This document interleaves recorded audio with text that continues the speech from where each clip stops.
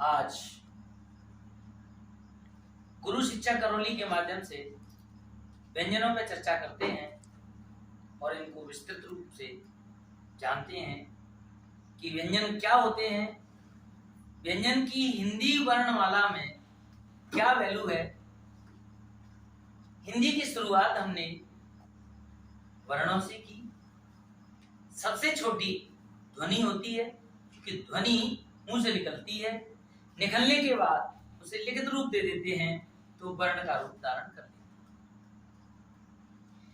इसी क्रम में हम आगे बढ़े तो हमने स्वरों को जाना कि स्वर क्या होते हैं, स्वर कितने होते हैं, स्वर के कितने भेद होते हैं।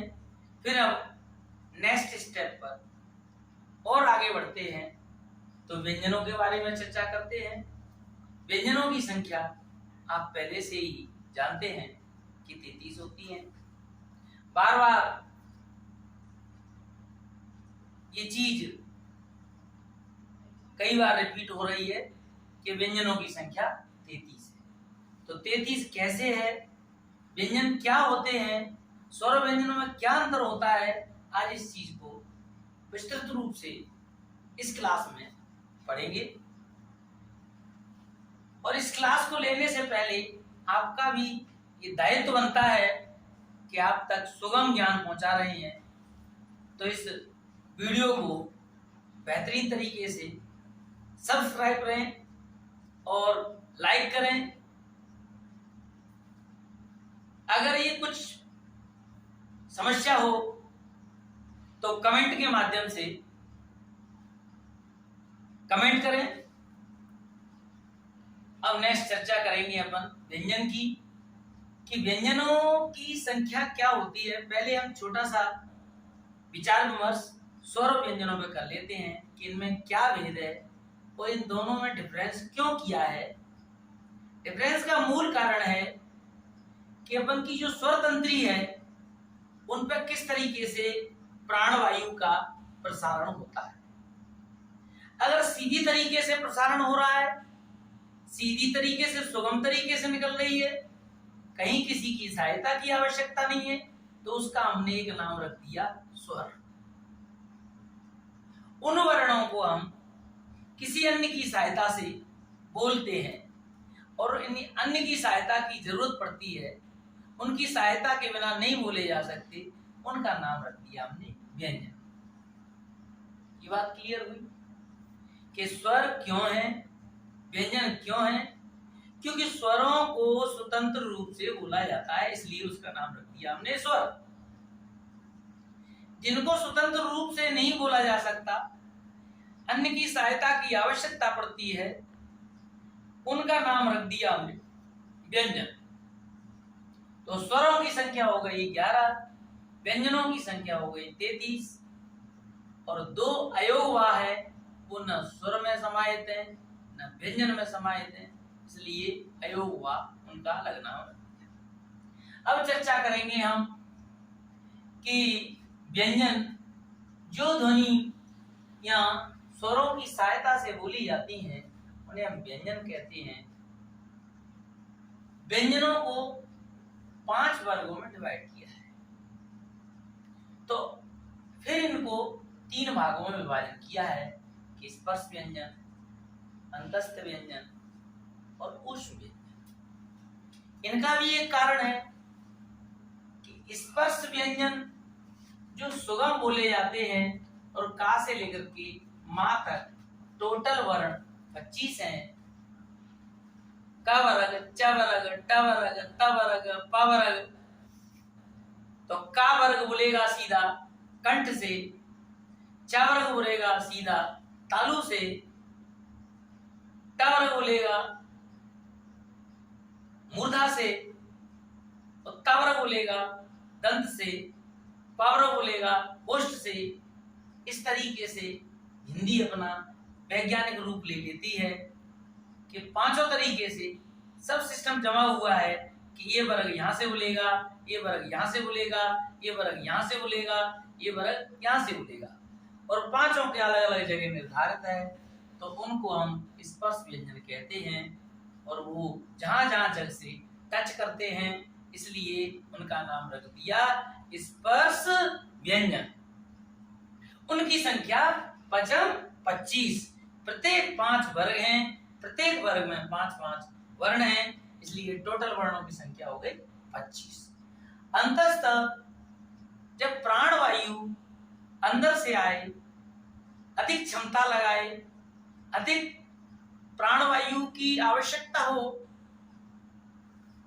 और समय लगे, रुक रुक करके आए, तो उनका नाम रख दिया अंतस्थ व्यंजन।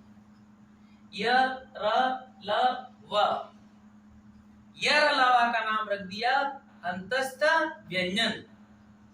और कॉमन दृष्टि से कहें तो अगला वर्ग होगा या वर्ग, जैसे का वर्ग, चा वर्ग, टा वर्ग, इस तरीके से एक हमने या वर्ग कर दिया। तो या वर्ग के ग्रुप के य र ल व, ठीक है। अब नेक्स्ट जो ऊष्म व्यंजन है, जिनमें घर्षण होता है, गर्म हवा देते हैं, तो उनका हमने अलग नाम रख दिया और वे हो गए ऊष्म व्यंजन। जो घर्षण पैदा करते हैं, गर्म हवा देते हैं, वे हो गए ऊष्म व्यंजन। श, स और सा और हा, 4 वर्ण, ये हो गए ऊष्म व्यंजन। सा, तालव्य सा, मूर्धन्य सा, दंत सा, तीनों साओं का डिफरेंस है, इस तरीके से इनका नाम ऊष्म व्यंजन रख दिया। अब हमारे रह गए संयुक्त व्यंजन। संयुक्त व्यंजन एक इंग्लिश और इन सारी चीजों को खोल खोल के समझे तो छ, क और सा से बना है छ, क एस एच, के एस एच, के एस एच, उससे बना है छ, का से के और सा से एस एच, का से के और सा से एस एच, तो ये हो गया छ। इसी तरीके से त्र का निर्माण हुआ, त्र, टी आर ए, त्र, त और र, त्र। इसी तरीके से ज्ञा का निर्माण हुआ, जे बाई ए, जे ज अणम, ज अणम। इसी तरीके से स्रा का निर्माण हुआ, ऐसे चारे स और र, स्र। तो इनका नाम रख दिया हमने संयुक्त व्यंजन। तो हमने इसमें मुख्य रूप से 5 बात जानी कि व्यंजन क्या होते हैं, व्यंजनों की संख्या कितनी होती है, व्यंजन के कितने वर्ग हैं, तो व्यंजन के 5 वर्ग हैं, व्यंजन के कितने भाग हैं, तो स्पर्श व्यंजन, अंतस्थ व्यंजन, ऊष्म व्यंजन, ये इनके भाग हैं। और फिर अगला संयुक्त व्यंजन क्या होते हैं, इनको अलग अलग तरीके से हमने छ, त्र, ज्ञ, श्रम, इसको हम दोनों रूपों से समझते हैं। इंग्लिश के माध्यम से भी समझ लें तो भी बात वही है, हिंदी के माध्यम से समझ लें तो भी बात वही है। पर चारों को समझने के लिए चारों चीजों का समझना आवश्यक है, और इंग्लिश हिंदी दोनों के माध्यम से समझते हैं जब ये आगे बढ़ते हैं। इस तरीके से इनका सबका क्रम निर्धारण है। क वर्ग, च वर्ग, ट वर्ग, त वर्ग, 5 वर्गों को 5 वर्गों में विभाजित किया है। ऊपर से देखें तो 1 number, 2 number, 3 number, 4 number, 5 number, इनका इस तरीके से क्रम, इस तरीके से क्रम, दोनों ही क्रम की वैल्यू है, दोनों ही क्रम हम पे आना चाहिए। तो अगर यूं बोले क ख ग घ ण, तो फिर आपको बोलना यूं भी आना चाहिए क च ट त प। इस तरीके से हम ऐसे बोले च छ ज झ ण, इसको 4 को बोला तो फिर 2 नंबर क्रम को भी आना चाहिए ख छ ठ थ फ। याद करना होगा ख छ ठ थ फ। यहाँ इतना ही माध्यम है कि इसमें हवा कम लगती है, इसमें हवा अधिक लगती है। फिर तीसरे नंबर इसमें भी हवा प्राणवायु कम लगती है। इसको कैसे बोलेंगे, ऐसे बोलना सीखें ग ज ड द व। फिर इसमें प्राणवायु कम लगी 3 नंबर में, फिर 4 क्रम वाले क्रम में अधिक वायु प्राणवायु लगेगी। घ झ ढ ध भ लास्ट में अंतिम है, नासिका स्वर है, पंचम वर्ण है। ये टोटल अपन के का से लेकर के मा तक पचम 25 वर्णों का इस तरीके से विवरण है और एक टेबल सारणीबद्ध तरीके से व्यवस्थित रूप से जमे हुए हैं। पांचों ही वर्ग पांचों जगह से बोलते हैं और स्वर तंत्री में भी इनके निश्चित स्थान हैं। कंठ से कावरक, इसी प्रकार तालु से चावरक, इसी प्रकार टवर्ग मूर्धा से और तवर्ग दंत से, पवर्ग होष्ठ से। अब हम चलते हैं कि अलग प्राण और महाप्राण क्या होते हैं, उनको कैसे बांटें। तो सीधी सीधी सी बात है कि जहां जहां प्राणवायु कम लगती है और कम खर्च होती है उनका नाम रख दिया अल्प प्राण। तो अल्प प्राण इस टेबल को देखें, 1 नंबर, 3 नंबर, 5 नंबर, इनमें ध्वनि जो होती है हल्की ध्वनि निकलती है और प्राणवायु कम लगती है, इसलिए अल्प का मतलब है कम, प्राण का मतलब है वायु, और कम वायु लगे तो उसका नाम रख दिया अल्प प्राण। 1 नंबर, 3 नंबर, 5 नंबर, इसमें प्राणवायु कम लगती है। गजट तप गजट दब ण न म, और इसके अंदर य र ल व और ढ समाहित हैं। इतने इन चीजों में समाहित हैं, इनका नाम रख दिया हमने अल्प प्राण। अब यही प्राण महाप्राण जो बीच में से छूट गए हैं 2 नंबर के और 4 नंबर के, उनका नाम रख दिया हमने महाप्राण। ख छ ठ थ फ, क्योंकि का और खा को बोले तो का में लगेगी कम अभा और खा में लगेगी अधिक, इसलिए विभाजन हो गया। का को रख दिया हमने अल्प प्राण में और खा को रख दिया हमने महाप्राण में। 2 नंबर की सारी क्रम महाप्राण हो गए, इसी प्रकार 4 नंबर के महाप्राण हो गए और इनके साथ समाहित है स स स हा।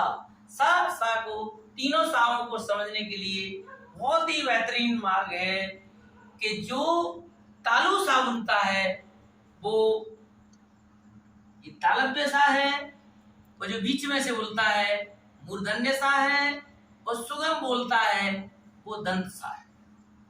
और इस तरीके से हमने अल्प प्राण और महाप्राण को जाना कि कम वायु लगती है उसका नाम रख दिया अल्प प्राण, और 1 नंबर, 3 नंबर, 5 नंबर इनका विभाजन इनके साथ मिला दिया य र ल व, अल्प प्राण हो गया क्लियर। इसी तरीके से 2 नंबर और 4 नंबर, 2 का क्रम और 4 का क्रम, क्योंकि इनमें प्राण वायु अधिक लगती है इसलिए इसका हमने क्या नाम रख दिया महाप्राण। और इनके साथ तीनों सा और हा समाहित हैं। इस प्रकार हम अल्प प्राण समझे, इस प्रकार हम महाप्राण समझे, इस प्रकार इस टेबल को समझे। टेबल को यूं भी समझना है और यूं भी समझना है। इस प्रकार हमने संयुक्त व्यंजनों को किस तरीके से परिभाषित किया, इस तरीके से आप इनको सही तरीके से समझेंगे तो कदापि नहीं भूलेंगे, गलती नहीं करेंगे और चाहे जैसे प्रश्न को हल कर देंगे। ऊष्म व्यंजन को मैंने पुनः रिपीट कर रहा हूँ। ऊष्म व्यंजन, इसमें गर्म हवा निकलती है, प्राणवायु घर्षण कर करके गर्म हवा निकलती है, इसलिए इसका नाम रख दिया हमने ऊष्म व्यंजन। इसी प्रकार अंतस्थ व्यंजन य र ल व, अंतस्थ मतलब अंदर से अधिक घर्षण करके, अंदर से गहराई से अधिक प्रयास से आए वंतस्थ व्यंजन य र ल व टोटल संख्या 4, अस्पर्श व्यंजन टोटल संख्या 25। इस प्रकार आज व्यंजनों के बारे में गुरु शिक्षा करौली चैनल माध्यम से हमने इनको आज सीखा। ऐसे ही सीखते रहेंगे, ज्ञान की ज्योति ऐसे ही बहती रहेगी। मदन मोहन जी का प्रसाद है, लेते रहो, आनंद लेते रहो, अच्छी तरह से समझते रहो। मिलेंगे नेक्स्ट